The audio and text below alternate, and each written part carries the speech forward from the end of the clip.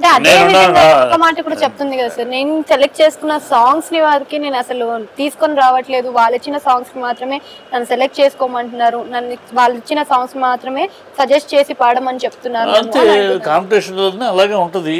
కాంపిటీషన్లో ఇంటర్వ్యూకి వెళ్తే ప్రశ్నలు ఇస్తారు, నీ ఇష్టం వచ్చిన ప్రశ్నలు ఎవరు కదా, వాళ్ళ ఇష్టం నుంచి వాళ్ళు ఇస్తారు, దానికి నువ్వు సమాధానం చెప్పి మెరిట్ సంపాదించుకోవాలి. నీకు తోచింది పాడదేస్తాను, నాకు నచ్చింది నేను పాడేస్తానంటే కాదు కదా. కాంపిటీషన్లో వాళ్ళు ఇస్తారు, కొన్ని పాటలు పాడతారు, మిగతా వాళ్ళ పాటలా నువ్వు పాడాలి, అందులో మెప్పించుకోవాలి. వాళ్ళ పాటలే కీరవాణి గారి పాట లేదా చంద్రబోస్ గారి పాటలే. ఎస్, చాలామంది కాంపిటీషన్లో వచ్చినప్పుడు ఒక గొప్ప పాట పాడుతా తీయ కూడా పాడప్పుడు కూడా బాలసుబ్రహ్మణ్యం గారు ఆయన పాడిన గొప్ప పాటలను పాడేవారు కాంపిటీషన్లో. ఎందుకంటే ఆయన అంత గొప్పగా పాడిన దాన్ని మెప్పించగలిగితే క్రెడిబిలిటీ. ఒక సింగర్ కీరవాణి గారు ట్యూన్ చేసిన ఒక పాటను గొప్పగా పాడగలిగారు అనుకో, అది హిట్ అయిన పాట, ప్రజల్లో బాగా ప్రజాదరణ పొందిన పాట, అలాంటి పాట నువ్వు పాడి మెప్పించగలిగావంటే క్రెడిబిలిటీ. అందుకే ఆటోమేటిక్గా వాళ్ళు జడ్జెస్ పాడిన పాటలు, సునీత పాడిన పాటలు, చంద్రబోస్ గారు రాసిన పాటలు పాడమంటారు. అట్లా మెప్పించాలి తప్పితే ఆ పాటలే పాడమంటున్నారు, నాకు వచ్చింది నేను పాడటానికి, నీకు వచ్చింది నువ్వు పాడటానికి కాంపిటీషన్ కాదు కదా, అది పిచ్చి మాటలు. ఇప్పుడు ఇంకోటి, నా వాయిస్ హై పిచ్లో ఫాల్స్ వస్తుంది. నువ్వేను నిష్ణాతురాలివా? పి సుశీల్ అంతటి ఆవిడకి నా దగ్గర నా సినిమాకి ఆవిడ అంటే నాకు మహా ఇష్టం. పి సుశీల్ గారు అంతటి గొప్ప సింగర్ని చూడలేము. ఆవిడ జానకి ఆ రోజులు వేరు. అంటే ఆవిడ ఏంటి గొప్ప, ఆవిడలో ఏ రసం, నవరసాల్లో ఏ రసపు పాట అయినా, అది విషాదమైన, వినోదమైన, రొమాన్స్ అయినా, కామెడీ అయినా, ఏ పాట పాడినా ఆ రసాన్ని పండిస్తుంది ఆవిడ. అంత గొప్ప సింగరు ఆవిడతోటి. నేను నా సినిమాలో అన్ని పాటలు నార్మల్గా ఆవిడతోటి పాడించుకుంటా.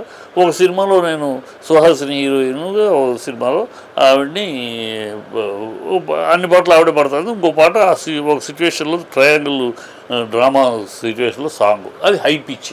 మ్యూజిక్ డైరెక్టర్ బాగా పిచ్చిలో రెడీ చేశారు.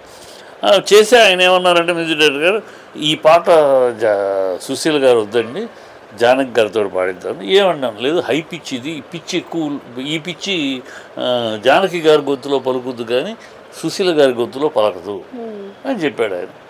లేదు నాకు ఆవిడతోటే పాడించాలి, ఆవిడ అన్ని పాటలు ఆవిడ పాడినట్టు ఆవిడ పాడితే బాగానే ఉంటుంది లేదని నా అభిమానం వచ్చి గట్టిగా చెప్పారు.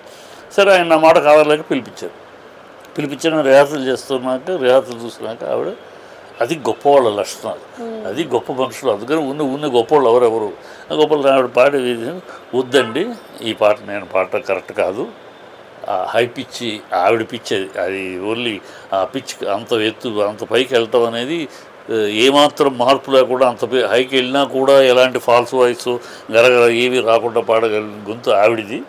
నాకు అంత పిచ్చి వెళ్తే కొంచెం ఫాల్స్ వచ్చేస్తుంది, వద్దని నేను పాడిన ఆవిడతో. కాదని మీరే పాడు, నా అభిమానం కొద్దిగా మీరు అనుకుంటున్నాను నాతో కానీ కరెక్ట్ కాదు, ఇది పాట చెడిపోతుంది అని ఆవిడ ఆ పాట నేను పాడినాను. అప్పుడు జానకి గారితో పాడించుకోను. ఇది విద్యుత్ లక్షణం. నీ దగ్గర హై పిచ్లు లేదంటే చాలామందికి ఉండదు, అది నువ్వు మహామహులకే ఉండదు. బాలసుబ్రహ్మణ్యం గారికి కొన్ని పిచ్చులు ఆయనకు కావలసినట్టు మలుచుకుంటాడు ఆయన. అలా నువ్వు ఇప్పుడు పాడిన పాట కూడా విన్నాను, అంతా రామమయం, బాగా పాడింది, చాలా జ్ఞానంతో బాగా పాడింది. ఆర్ద్రత అది అదే ఒరిజినల్ పాటలు అంతా అది వింటూ ఉంటేనే మనకు అసలు అలా ఎక్కడికో వెళ్ళిపోతాం. అంత ఆర్ద్రత ఎక్కడుంది నేను పాడిన దాంట్లో?